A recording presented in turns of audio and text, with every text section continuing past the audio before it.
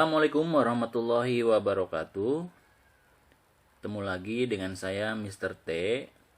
Salam hangat semuanya untuk para semut. Untuk video pembelajaran kali ini, saya akan membahas salah satu materi yang ada pada mata pelajaran produktif di jurusan Bisnis Daring dan Pemasaran. Salah satu materinya yaitu tentang stock floor atau floor stock ya, persediaan barang dagangan. Oke, mari kita buka media PowerPoint-nya. Nah, ini dia.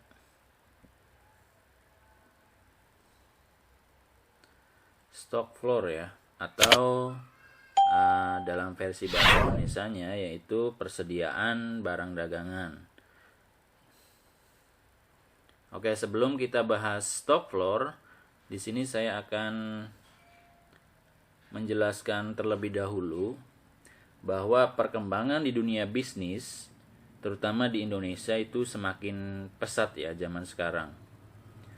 Perkembangan bisnis ini menuntut setiap perusahaan untuk dapat meningkatkan daya saingnya agar perusahaan ini tetap bertahan atau survive ya dalam segi ekonomi. Kemampuan bersaing dalam dunia bisnis berlaku untuk beberapa perusahaan, beberapa jenis perusahaan maksudnya, terutama satu perusahaan jasa, perusahaan manufaktur, dan yang ketiga perusahaan dagang. Ini juga berlaku untuk jenis perusahaan yang lainnya. Nah, guna melakukan aktivitas tersebut diperlukan adanya sistem akuntansi dalam persediaan barang dagangan yang baik, sehingga aktivitas dapat berjalan dengan lancar dan teratur, sesuai dengan apa yang dikehendaki oleh perusahaan. Nah, sistem pengendalian harus direncanakan, dirancang, dikelola, dan disempurnakan secara matang, sehingga dapat membentuk sistem akuntansi persediaan barang yang baik. Contohnya misalkan dalam usaha jasa atau perusahaan jasa, strategi pemasaran memegang peran yang sangat signifikan. Makin tepat strategi pemasaran, maka dapat meningkatkan pendapatan perusahaannya. Kinerja perusahaan jasa dapat dinilai dari pertambahan pendapatan dari peningkatan aktivitas operasional perusahaan. Pendapatan akan berpengaruh juga pada konsistensi perusahaan pada masa yang akan datang. Nah, itu contoh penjelasan tentang salah satu perusahaan jasa ya dalam mengembangkan sistem persediaan barang dagangannya. Nah, kita lanjut ke slide yang kedua. Nah, ini sebelum kita bahas stock floor terlebih dahulu. Oke, nah sebelum membahas ke stock floor, para semut harus tahu ya, 3 jenis perusahaan yang mempunyai sistem persediaan barang dagangan ya. Terutama 3 perusahaan ini ya. 1 perusahaan jasa, 2 perusahaan dagang, dan yang ketiga perusahaan manufaktur. Saya sengaja ambil 3 contoh perusahaan ini karena 3 perusahaan ini menggunakan sistem persediaan barang dagangan yang sangat baik ya. Oke, kita bahas satu-satu. Yang pertama ada perusahaan jasa. Nah, ini perusahaan jasa kita bahas terlebih dahulu ya. Nah, ini ada pengertiannya juga. Berdasarkan jenis usahanya, perusahaan itu dibedakan menjadi 3 macam ya. Tadi yang sudah saya jelaskan, perusahaan jasa, perusahaan dagang, dan manufaktur. Nah, masing-masing ini memiliki karakteristik tersendiri. Untuk perusahaan jasa sangat berbeda dengan perusahaan yang lainnya ya, karena perusahaan jasa itu menawarkan jasa sebagai bentuk produknya. Ya, di sini ada definisinya juga, jenis perusahaan yang dalam kegiatannya menawarkan jasa sebagai produknya. Nah, kalau perusahaan lainnya itu langsung menawarkan bentuk fisik produknya ya, kalau jasa tidak. Jadi menawarkan pelayanan kepada konsumen melalui beberapa jasa yang dilakukan. Di sini ada beberapa contoh perusahaan jasa di Indonesia. Yang paling terkenal dari perusahaan jasa di Indonesia yaitu ada PT Telkom Indonesia ya. Kalian juga pasti sudah pada paham tentang PT Telkom Indonesia, yaitu badan usaha milik negara atau BUMN yang bergerak di bidang jasa layanan teknologi informasi dan komunikasi dan juga jaringan telekomunikasi di Indonesia. Itu jasa yang ditawarkan oleh PT Telkom Indonesia berupa teknologi informasi dan komunikasi. Nah, nanti ini ada nomor 1, 2, 3, dan 4. Nanti para semut bisa mengisinya di kolom komentar jenis perusahaan jasa di Indonesia ya. Atau contoh perusahaan jasa di Indonesia. Ya, namanya apa aja perusahaannya. Silakan bisa diisi di kolom komentar. Oke, selanjutnya yang kedua ada perusahaan dagang. Nah, perusahaan dagang ini salah satu jenis perusahaan yang dalam kegiatannya itu melakukan pembelian barang dengan tujuan untuk dijual kembali tanpa merubah bentuk dan spesifikasi barang tersebut. Nah, contohnya banyak ya para semut ya. Yang paling terkenal itu ada kalau di sekitar sini ada Alfamart, contohnya PT Sumber Alvaria Trijaya Tbk. Indomaret juga itu merupakan perusahaan dagang. Nah, contoh yang lainnya nanti para semut bisa mengisinya sendiri di kolom komentar. Ada 1, 2, 3 contoh perusahaan yang para semut harus menjawabnya ya di kolom komentar. Silahkan. Kemudian yang ketiga ada perusahaan manufaktur. Nah, perusahaan manufaktur ini berbeda juga dengan dua perusahaan yang tadi sudah dijelaskan.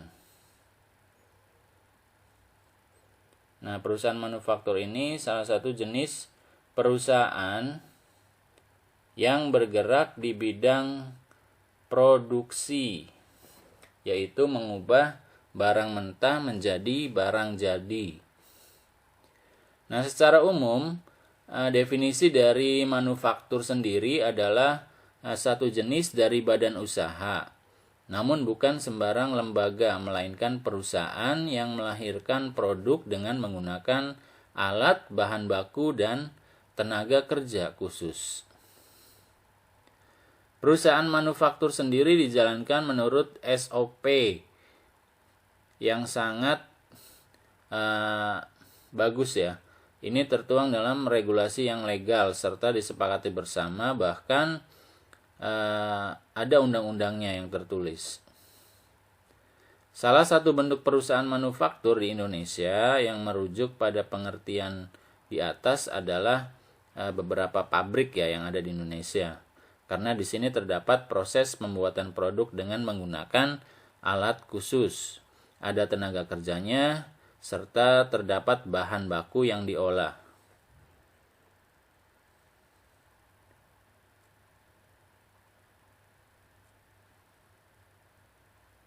Nah, pengertian perusahaan manufaktur sendiri secara khusus adalah kegiatan pengolahan bahan baku mentah secara kimiawi dan fisika untuk mengubah bentuk dan fisiknya agar bisa dibuat menjadi produk tertentu. Secara singkatnya, perusahaan manufaktur itu perusahaan yang bergerak dalam perakitan bahan baku untuk dijadikan produk tertentu. Setelah itu, produk akan dipasarkan ke masyarakat. Itu ya jenis perusahaan yang ketiga, yaitu perusahaan manufaktur. Contohnya itu yang paling terkenal di Indonesia ada ASII atau Astra International Tbk. Itu salah satu perusahaan manufaktur yang terkenal dan terbesar di Indonesia ya. Perusahaan ini sudah lama berdirinya dan juga sudah berkembang dengan sangat pesat. Ini dibuktikan dengan banyaknya jumlah diversifikasi bisnis yang mencapai beberapa unit seperti bisnis otomotif, jasa keuangan, agribisnis, pertambangan, properti, TI, dan logistik. Itu salah satu contoh dari perusahaan manufaktur. Nah, para semut semuanya nanti bisa mengisi di kolom komentar contoh perusahaan manufaktur ya. Ada 4 di situ. Ada 1, 2, 3, 4 nomor. Nanti para semut bisa mengisi contoh perusahaan manufaktur di kolom komentar ya. Oke, itu jenis perusahaan ya berdasarkan jenis usahanya ya. Kemudian kita lanjut ke ini definisi dari stock floor-nya. Kalau secara bahasa, stock floor itu adalah persediaan barang atau persediaan produk yang ada di beberapa perusahaan. Ya, terutama yang paling banyak menggunakan sistem stock floor atau persediaan barang itu ada di perusahaan dagang ya. Di sini para semut bisa lihat tanda panahnya mengarah ke perusahaan dagang, berarti lebih ke perusahaan dagang ya, sistem floor stocknya. Oke, kita lanjut ke slide berikutnya. Oke, di sini ada beberapa definisi dari para ahli mengenai stock floor. Menurut John J. Weil, K.R. Subramaniam, dan Robert Halsey, stock floor merupakan sebuah barang yang dijual di dalam aktivitas operasi normal perusahaan.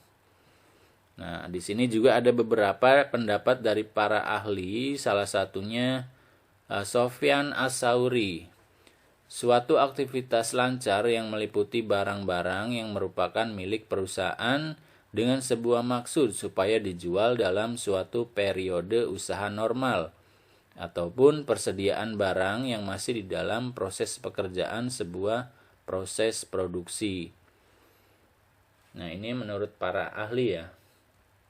Ada satu lagi menurut para ahli yang mengatakan bahwa stock floor merupakan persediaan barang-barang atau bahan yang menjadi sebuah objek usaha pokok perusahaan.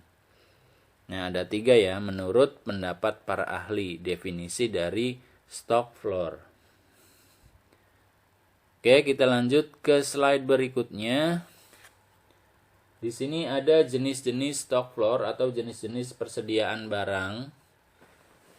Yang pertama ada supply stock floor di sini. Yang pertama ada supply stock floor. Nah, supply stock floor itu persediaan bahan pembantu atau bahan penolong ya, kalau bahasa Indonesianya. Jadi, persediaan barang dagangan yang diperlukan dalam proses produksi, akan tetapi bukan menjadi komponen barang jadi. Jadi ini bahan supplies-nya ya, atau bahan pembantunya, bahan bakunya, supply stock floor itu.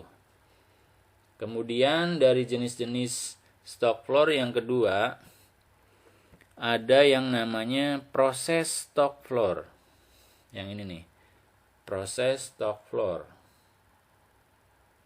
Nah, proses stock floor ini maksudnya yaitu keluaran persediaan barang dari tiap-tiap bagian dalam proses produksi atau telah diolah menjadi suatu bentuk tetapi masih perlu diproses terlebih dahulu menjadi barang yang jadi. Jadi adanya proses terlebih dahulu sebelum barang itu menjadi jadi ya, dan bisa dipasarkan di masyarakat. Jadi perlu adanya tahap proses terlebih dahulu, ini proses stock floor. Nah, kemudian yang ketiga dari jenis-jenis stock floor ada finished good stock floor. Nah, finished good stock floor ini barangnya atau produknya sudah jadi. Jadi persediaan barang-barang yang sudah selesai diproses atau diolah dalam pabrik dan siap dijual atau dikirim kepada konsumen. Ya. Kalau yang pertama ini bahan bakunya, supply stock floor. Kalau yang kedua proses pembuatannya, ya, yang ketiga ini sudah menjadi barang jadi dan siap dipasarkan di konsumen. Oke, yang keempat di sini ada raw material stock floor.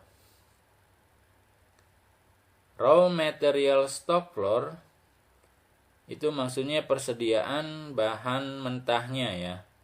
Persediaan barang masih berbentuk barang mentah seperti misalkan besi, kayu, atau komponen-komponen lain yang digunakan dalam proses produksi. Ya, ini raw material namanya. Kemudian yang terakhir ada komponen stock floor. Nah, ini persediaan komponen-komponen rakitan maksudnya ya. Atau bisa dengan kata lain purchase parts. Barang rakitan ya, komponen stock floor ini. Dalam hal ini persediaan barang-barang terdiri dari komponen-komponen yang didapat dari perusahaan atau yang didapat dari perusahaan yang lain secara langsung dapat dirakit menjadi sebuah produk. Ya, jadi beberapa komponen dari perusahaan lain yang bisa diambil dan dirakit untuk dijadikan sebuah produk. Ini namanya komponen stock floor. Oke, itu jenis-jenis dari stock floor ya, para semut. Semoga bisa dipahami. Kemudian kita lanjut ke slide berikutnya. Nah, ini ada fungsi stock floor. Di sini ada 3 fungsi dari stock floor. Yang pertama itu ada fungsi decoupling. Ya, fungsi yang pertama yaitu decoupling. Dalam hal ini maksudnya fungsi perusahaan untuk mengadakan persediaan decouple dengan mengadakan pengelompokan operasional secara terpisah-pisah. Ya, jadi fungsi perusahaan ini adanya persediaan decouple atau persediaan pengelompokan yang terpisah-pisah nantinya. Itu yang pertama. Yang kedua ada fungsi economic size. Fungsi dari economic size ini penyimpanan persediaan dalam jumlah yang banyak dengan pertimbangan adanya diskon atau pembelian bahan, diskon atau kualitas untuk dipergunakan dalam proses konversi, serta didukung kapasitas gudang yang sangat memadai. Itu fungsi dari economic size. Kemudian yang ketiga, ada fungsi antisipasi. Nah, fungsi antisipasi ini merupakan penyimpanan persediaan bahan yang fungsinya untuk penyelamatan jika sampai terjadi keterlambatan datangnya pesanan bahan dari si pemasok. Jadi tujuan utamanya adalah untuk menjaga proses konversi agar tetap berjalan dengan lancar. Nah itu ya para semut, fungsi dari stock floor ada 3. Kemudian kita lanjut ke slide berikutnya. Di sini ada beberapa biaya-biaya persediaan ya. Nah, menurut para ahli dalam pembuatan setiap keputusan yang akan mempengaruhi besarnya jumlah persediaan, biaya-biaya variabel berikut ini harus dipertimbangkan juga ya. Karena sangat berpengaruh dengan biaya perusahaan nantinya. Yang pertama untuk biaya-biaya persediaan itu ada holding cost ya, atau biaya penyimpanan. Nah, biaya penyimpanan ini adalah biaya persediaan yang terdiri atas biaya-biaya yang sangat bervariasi dan secara langsung dengan kuantitas persediaan. Nah, ini ada beberapa contoh dari biaya-biaya holding cost ya, biaya atau biaya penyimpanan. Yang pertama ada biaya fasilitas. Ini biaya fasilitas ini udah termasuk biaya penerangan dan pendingin ruangan. Yang kedua ada biaya pajak persediaannya. Yang ketiga ada biaya kerusakan, pencurian, perampokan atau sebagainya. Itu termasuk ke dalam holding cost atau biaya penyimpanan. Nah, yang kedua ada biaya pemesanan atau pembelian atau bisa dibilang ordering cost ya. Yang pertama holding cost, yang kedua ordering cost. Nah, ordering cost ini biaya pemesanan atau pembelian meliputi 1 biaya ekspedisi, yang kedua biaya dalam surat menyurat, yang ketiga ada biaya pengepakan atau packing dan penimbangan, yang terakhir ada biaya pengiriman ke gudang. Itu termasuk ke dalam ordering cost atau biaya pemesanan. Selanjutnya yang ketiga itu ada setup cost. Setup cost ini merupakan biaya persiapan atau biaya penyiapan. Nah, biaya penyiapan ini terjadi jika bahan-bahan itu tidak dibeli, tetapi diproduksi sendiri oleh perusahaannya. Dan perusahaan tersebut menghadapi biaya penyiapan atau setup cost untuk memproduksi komponen-komponen tertentu.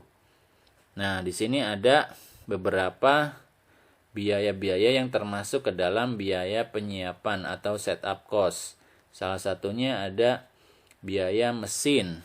Nah, biaya mesin-mesin yang tidak dipakai ini. Kemudian ada biaya untuk tenaga kerja ya, untuk beberapa karyawan ya. Kemudian ada biaya schedule atau biaya penjadwalan.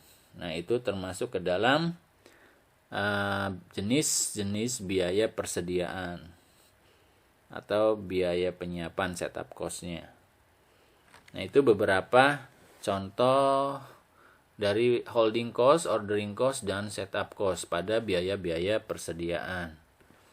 Nah, kemudian kita lanjut ke slide berikutnya ya.